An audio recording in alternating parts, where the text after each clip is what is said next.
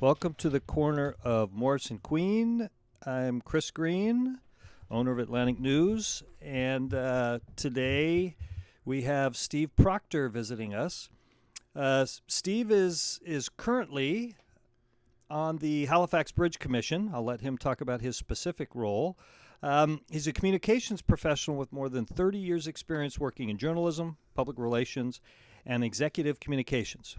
For 25 years, Steve worked with the Halifax Chronicle-Herald, rest in peace, okay, maybe not yet, before launching his own communications practice.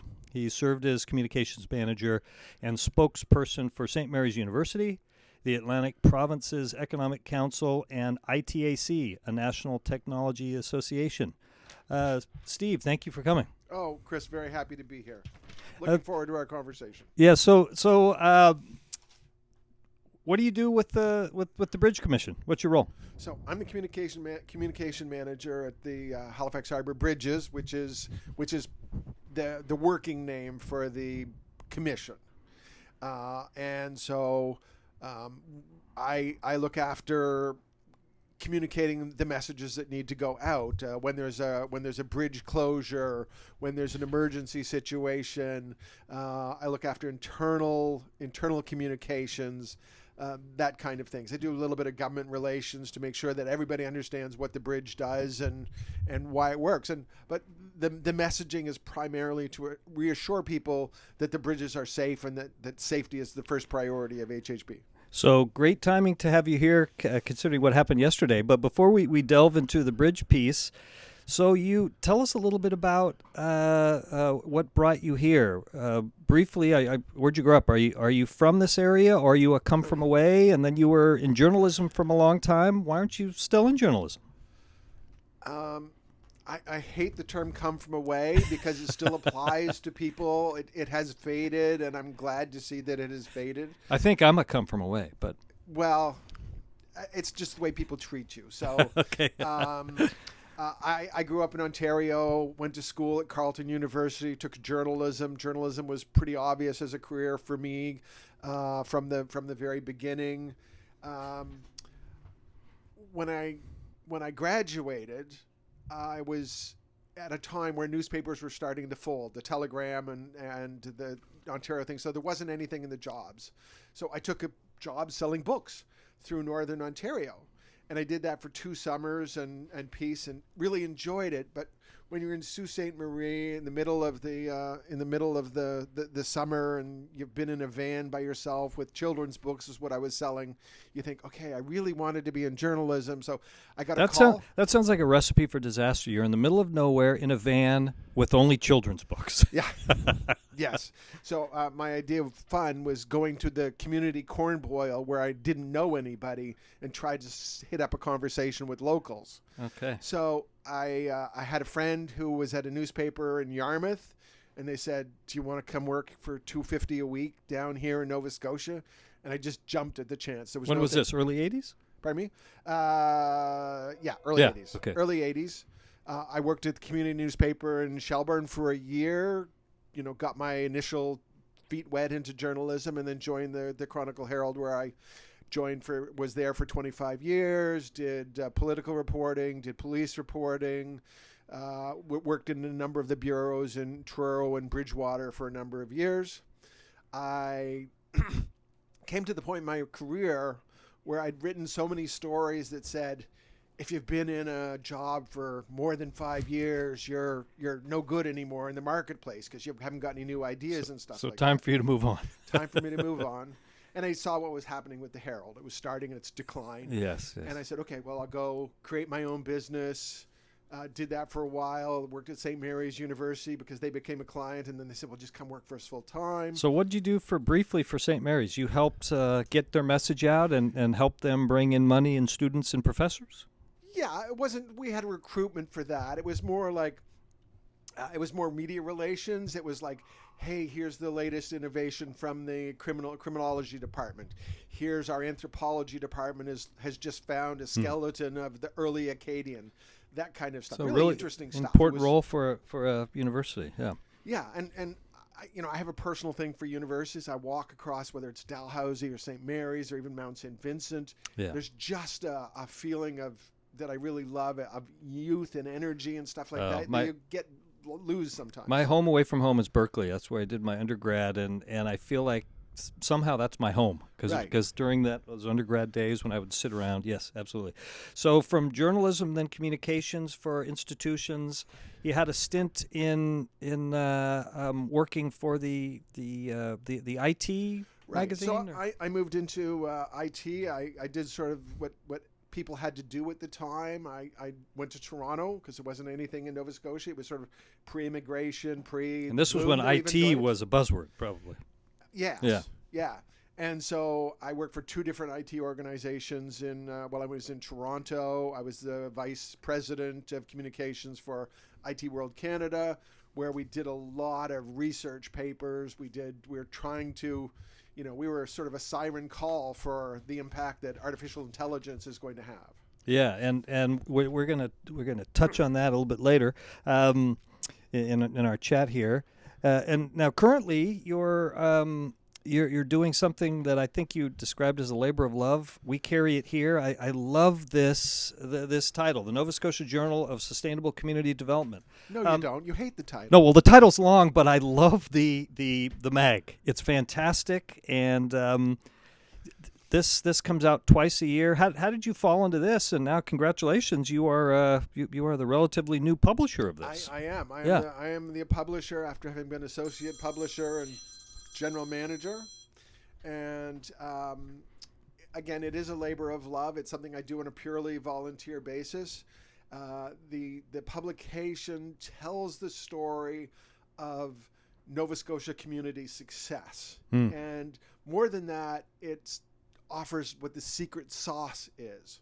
So why can a group save a swimming pool in the valley? What are the secrets that they use? And we tell that story so that somebody else is trying to save a community pool and somewhere else can save their thing. But this is the start from the ground up rather than looking at a big corporation and how that it seeps into communities. I was looking through the last issue. They're all individuals or small groups that are doing really cool things. There was one about the people that are diving into the ocean and pulling up garbage and cleaning up. Absolutely. It's like, so if you want to organize a seaside cleanup, here's a group that's done it very successfully. What are the tips so you can do it in your community? One of the stories we have coming in the upcoming edition that we published April 2nd is a story about a group down the valley who found a way to turn ugly food that was destined for the composter, potatoes and other vegetables, and turn it into meals for hospitals and home care settings and stuff like that. So they've now served more than 1 million servings. And so the question is, like, how did they do that? And so we delve into that story using Nova Scotia writers who are well paid, not well paid, but they get the standard standard rate. Yeah. And then tell these stories so other communities can grow from this. So does couple questions about this, does each issue, this upcoming issue, does each one have a different theme, or how do you organize these? No, because, good ideas come from everywhere. The one thing that we do is we make sure that the entire province is representative. So it's not just a Halifax rag. It's almost everybody but Halifax, because Halifax has a lot of opportunity to promote their stuff. So we focus on outside of the Halifax area. Nice. And these writers, are these through your contacts over the years, you find journalists that want to contribute, or do you have people on the payroll? How does that work? No, it's everybody's freelance. And there are people that I have come to know and respect over the years, that when I worked with them at the Chronicle Herald, or I've seen them in other publications and like their work, I approach them and say, hey, are you interested in doing this particular story? So what are the challenges of this endeavor? Probably many. Yeah, one of the challenges is to get to the actual people who are doing the work. People who are doing the big community work are often very modest, and it's not me. It's a group, and that's fine. But sometimes they don't want to talk about their work, and sometimes there are stories that are that are become just government. Like I got a government grant for this, and therefore I'm doing really good in the community. And that's not really what we want at all. We want the community grown things that maybe attract a government grant after they've been successful, but it's the grassroots success stories that we're after. That's interesting. You say the first thing you mentioned on a challenge is getting these interesting and amazing people to talk about themselves. I would think the biggest challenge would be getting this publication out and getting it in front of eyeballs and getting it so that people know about it. Well, or is that just a given for this business? I guess I was just thinking about that as a given because obviously we're a small publication. We only print 4,000 copies. We've got a mailing list, which is a challenge because municipal politicians, provincial politicians, they change, so we're constantly having to update the mailing list.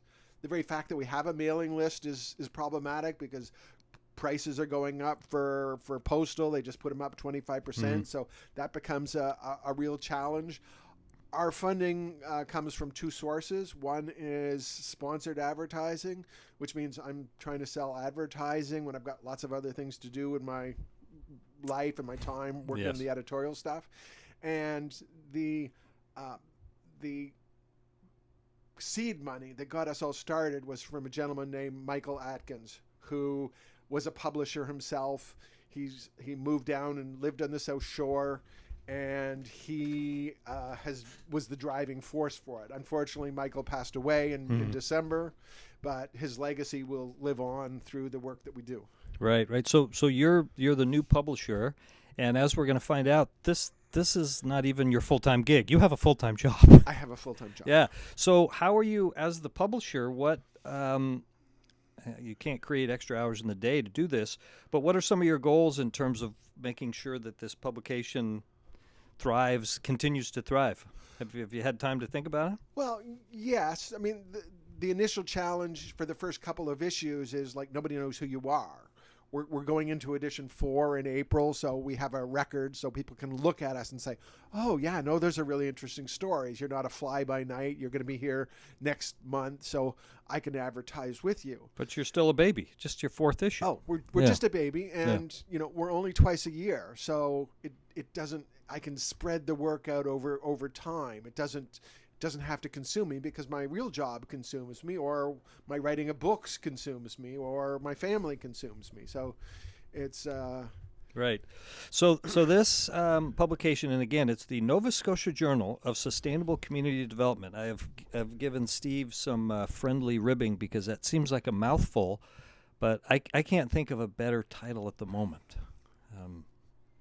Let me know if you do. Right.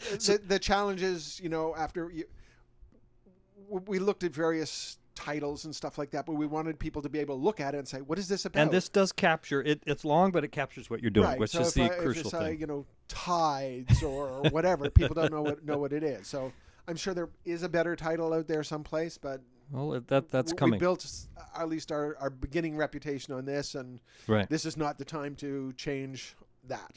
Here. So it comes out April 1st. It's already April 2nd. April 2nd. Wouldn't publish that's anything on right. April Fool's Day. Well done. Is it already put together? I mean, the stories are already written. How does this work? I would say 7/8 of them are put together. The advertising still working. Anybody who wants to advertise, happy to entertain a discussion. Everything else is pretty much locked down unless something really exciting, somebody brings me a story. We always have an open page to. Great. Well, when this comes out, if not before, we'll come back to this and chat about it. Absolutely. So this isn't even your full-time gig. Your full-time gig is the Bridge Commission. Yes. And I think you mentioned it before. Your role is communications, but you bring people together. Yesterday. This hits all of us. It hits you like a 2x4 to the face. You step on it. What was that like yesterday? Are you guys prepared for something like that, or is it? Tell us. Well, like any good organization, we have a procedure and a plan for when there is an emergency, and fortunately or unfortunately, however you choose it, we've had to use that emergency plan twice in the past 5 months. Late last year, the McDonald had to be closed on an emergency basis because there was a crane near the McDonald Bridge right. that was unsteady. Right. So we had all the plan, who we had to notify to make sure the users know, make sure the information goes to the radio stations and the media, put stuff on our website. We've got an app so people control, so there's notifications that go. I was pretty impressed with how, just in terms of the communication, and then I guess this is there are many drawbacks to us all having a phone and social media, of course, and that's big in the news these days. But I was driving to pick up my wife and my kid, and through my phone I got the emergency sound. I flipped on the local CBC and it was on there. It was pretty direct. I mean, I probably most people heard about this pretty quickly. Yes. Now, this was unusual in that they actually put out an emergency alert. That's the province. And that was the nature of the chemical. The nature of that. Yeah. We don't do that That's for a bridge closure normally. Which is great. You don't have to do that. Right, because we have a pretty good communication, pretty good relationship with all the media. People love the bridges, and they hate the bridges all at the same time. So it's an interesting juxtaposition. So what was the biggest task for you? The communication got out there. What was the hardest thing for you yesterday, or what was it? Many things. Well, part of it was a very short closure. It was from about 3:45 to 6 o'clock. Yeah. So by the time I'd got all the notifications out and stuff like it's that, open. It was over. So I had to pull them all down and let people know. It's busy work. That's not the really. That's we're pretty skilled at that and stuff like that. The hardest part of my job is trying to make sure people understand, why we're doing scheduled closures. This summer we're going to have quite a few scheduled closures for a project that'll be announced fairly shortly. And people say, well, why can't you do this, at night? Or why can't you do this? We do tons of maintenance at night. We do closed lanes to do stuff. We work very, very, very hard to ensure the work we do is the least intrusive as possible. But there is work that can't be done while there's still traffic on the bridges. So that is my biggest challenge in terms of education. If we're doing our job, it's seamless. You're just back and forth to Halifax, and that's what we want. But because the bridges are aging, because there are challenges, we sometimes have to close a bridge and close them for the weekend. And we recognize that creates traffic backups all throughout the city. Just that emergency closure for 3 hours, there was people who took them 2.5 hours to the get ripple home. effects are all over the place, right? Yeah.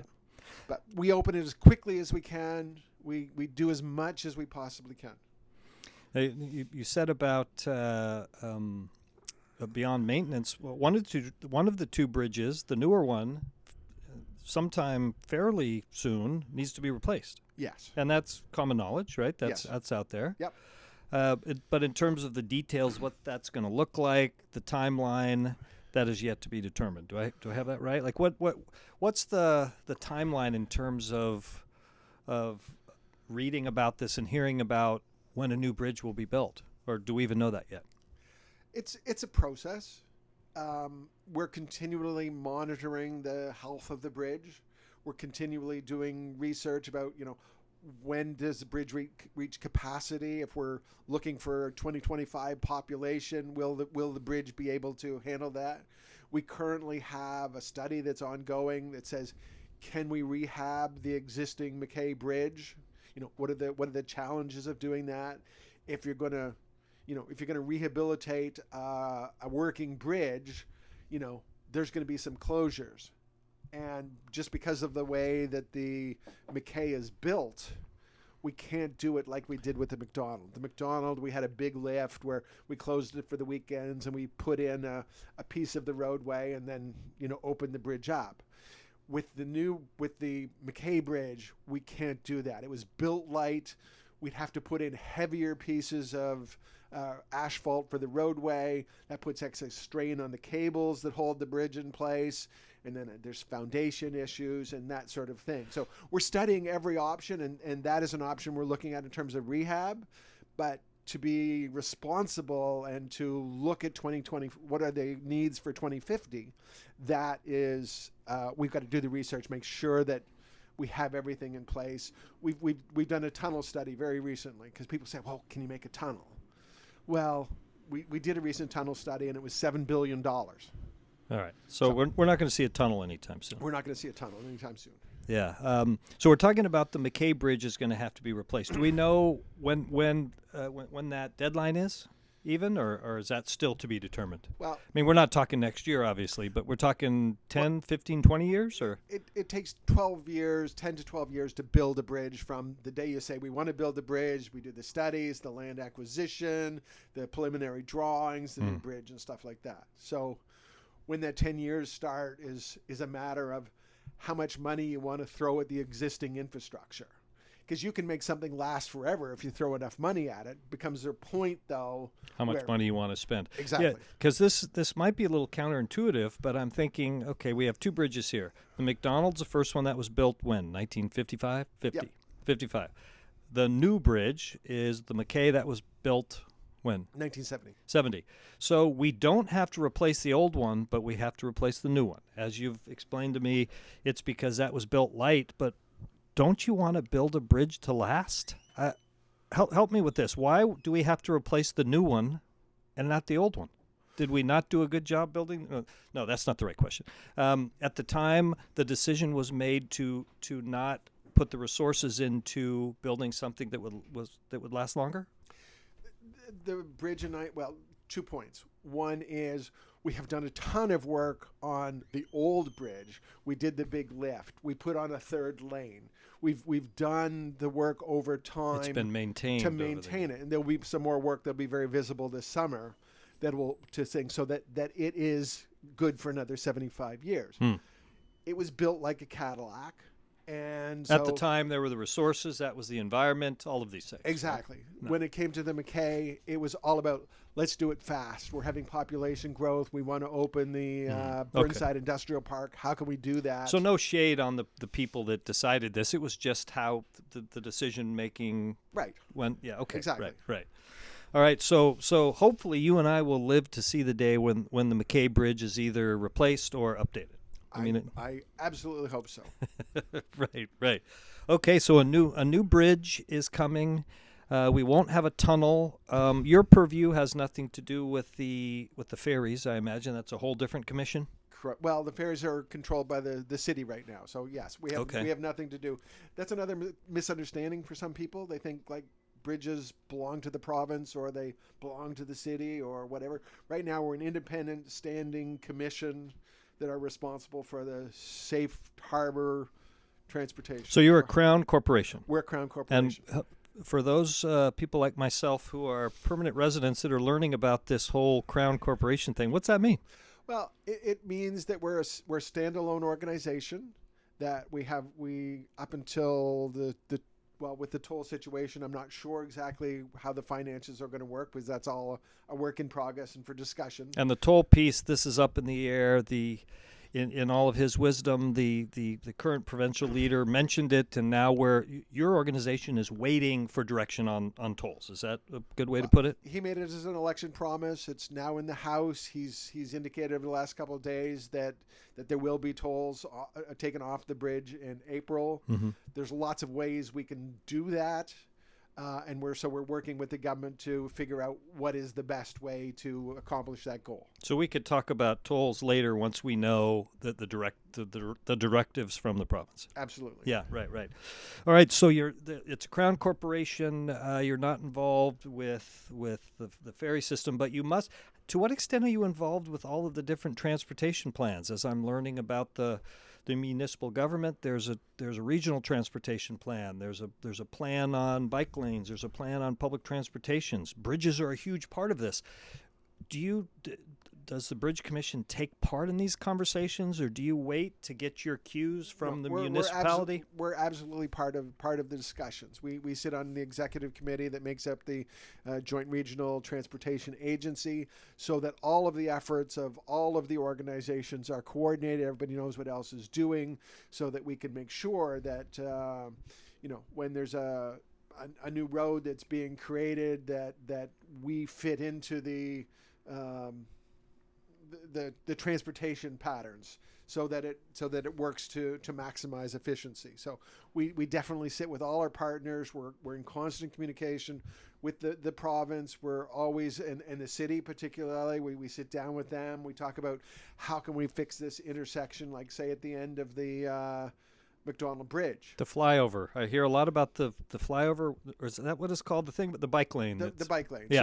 So the bike lane is an HRM project, but it connects to the bridge. So you're involved in all these different pieces. We're involved in all of that and all of those discussions. So we look after the bikeway, because the bikeway, as the way it connects to Halifax, takes you down a big hill, and then you got to go up a big hill and stuff like that. We wear a lot of that. Yeah. But I'm sure the city wears a lot of that when there's traffic and they complain because they think that it's the thing.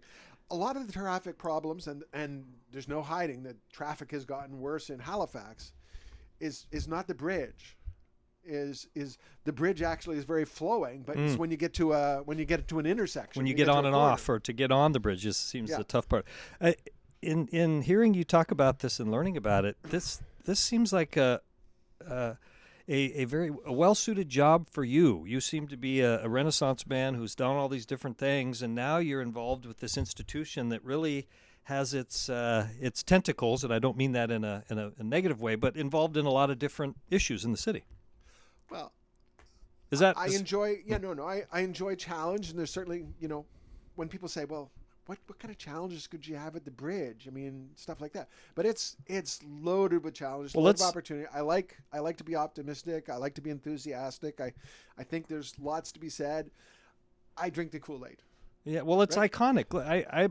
I am new to this area. I mean, I come from Northern California, so I still have, whenever I drive across the bridge, I think about, I grew up in the East Bay, and the most exciting thing in my life was going across the San Francisco Golden Gate Bridge and seeing the city. And this isn't even the Golden Gate Bridge, which you could walk across, of course. But I feel like the McDonald Bridge is part of that. When I drive across the McDonald Bridge and see the skyline of Halifax, it's a nice experience. It's amazing.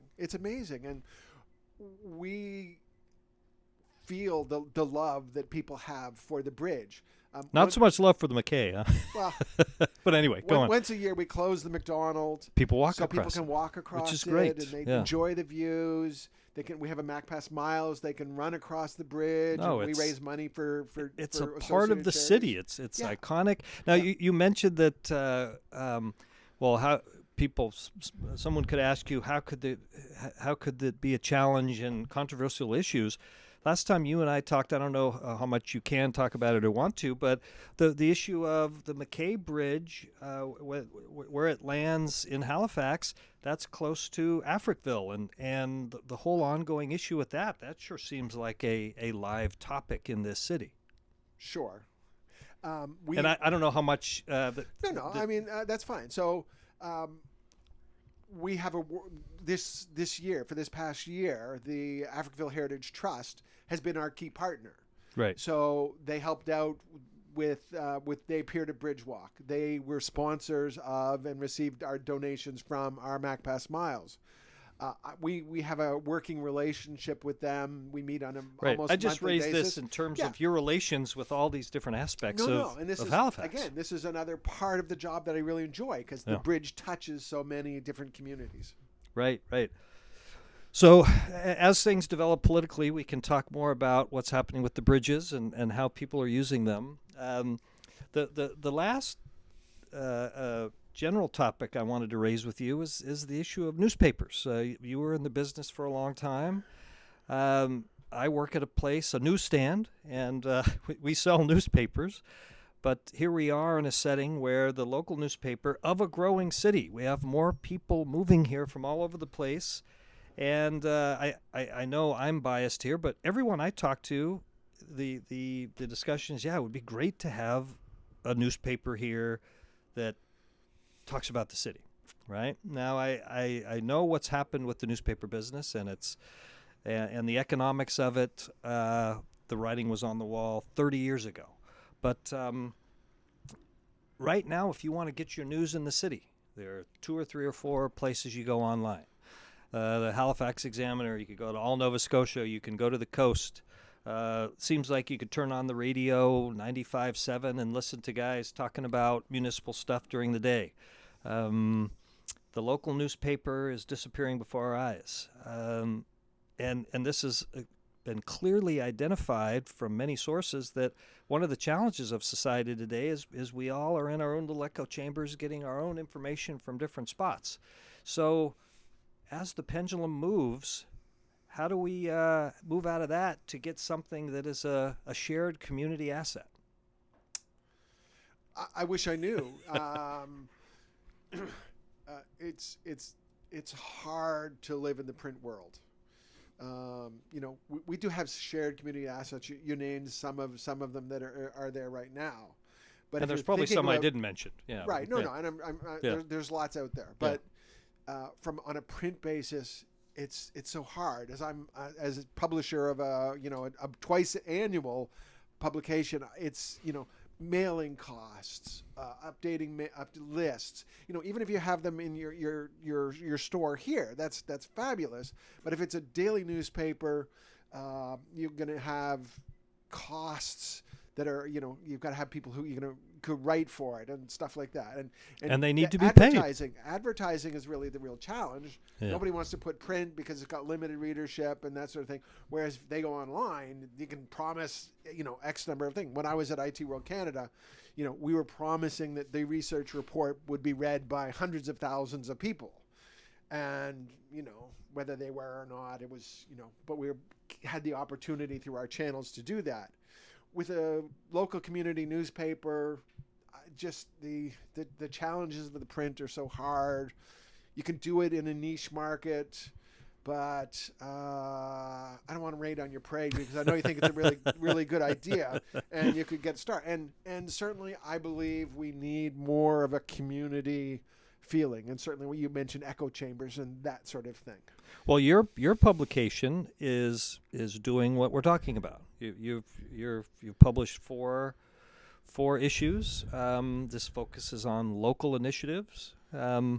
Maybe it's the I can't believe I'm using this guy's quote in terms of wisdom, but George Bush the Elder, the 1,000 points of light. Well, we would like to think so, but even if you look at ours, you have an unpaid editor. That wouldn't be sustainable for me. Who's doing it with his free time, quote unquote. Yeah, that wouldn't be sustainable in a long run. But I enjoy what we're doing. I think what we're doing is valuable, and this is what I do as my community service. So I used to work at a food bank and do that, and they moved and stuff like that. So this is my community service, but I invest into the economy. I help promote other organizations. I pay reporters. Right. So I don't know if you can answer this question, but can you say, as I'm thinking about this issue of newspapers, is it a situation of there are a lot of people that want a newspaper and would actually look at this and read it, but the economics say no? Or is it that there's just not the people that want that anymore? Now, I know you don't speak for the masses here, Steve, but is it somewhere in the middle? There were and there are a lot of people who still say, oh, but I like the feel of the newspaper. Well, thank goodness, because our store's still here. Yes. And I see you've got like the Inverness Oran and all kinds of, and people come in for it. Yeah. You're representing the province, and, kudos to you for doing that. But I don't imagine there's too many Inverness Oran sales outside of their territory. People aren't waiting in line to get this thing. Right. Yeah.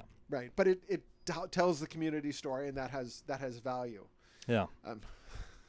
Yeah.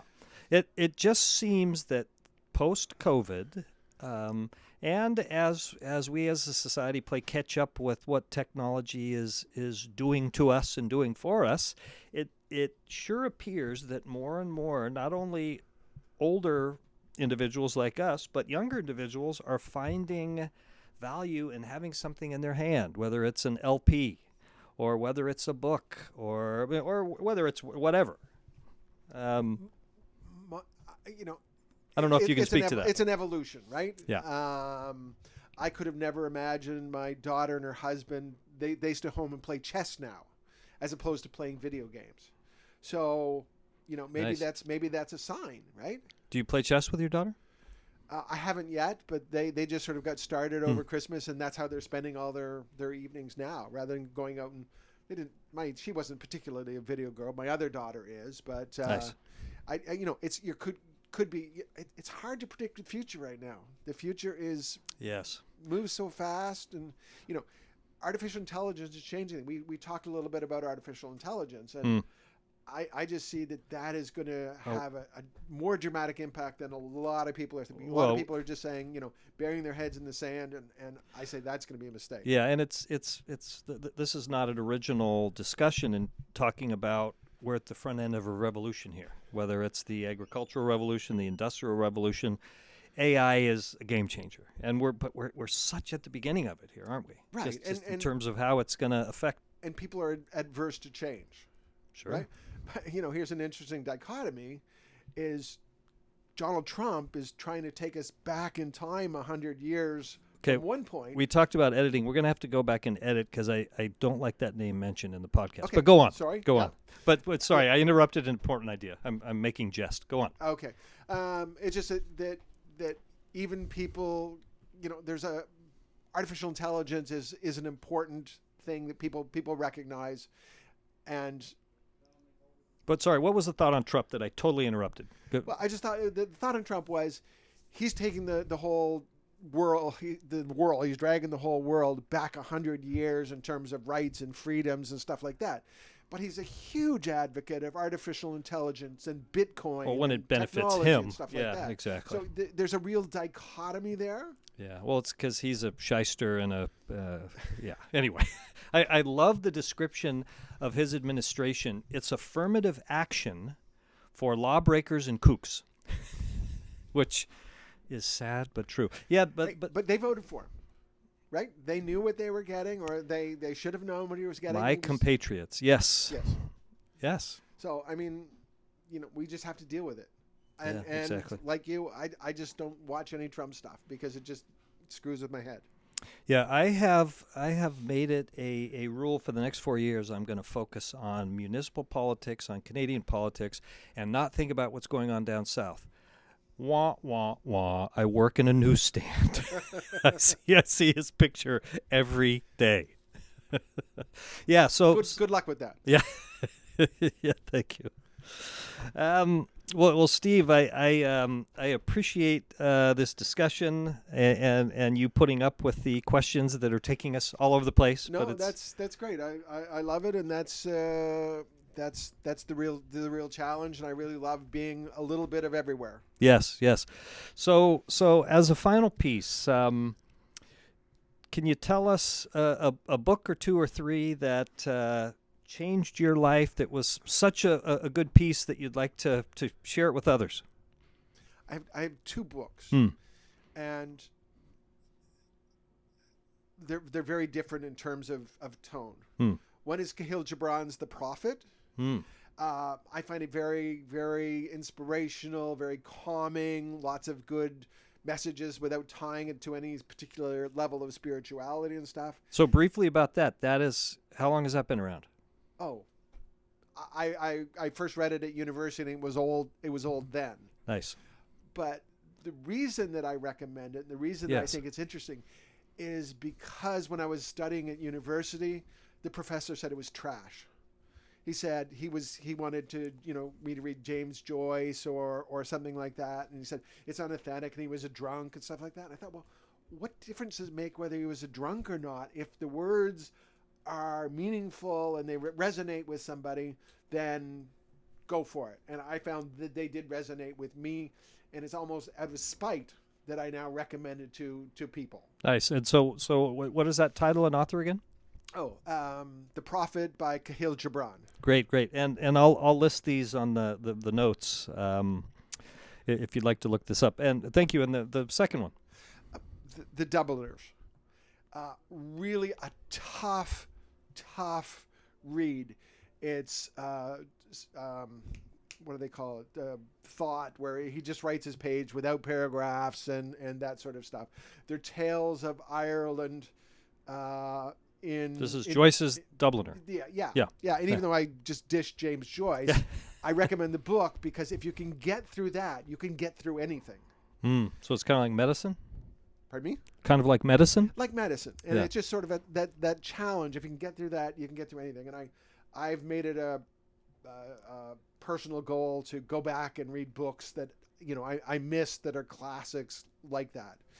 It's a hard read, but in the end, it's interesting. I have not been able to get through the Fire and the Fury. Yeah. So there's a limit, right? Great.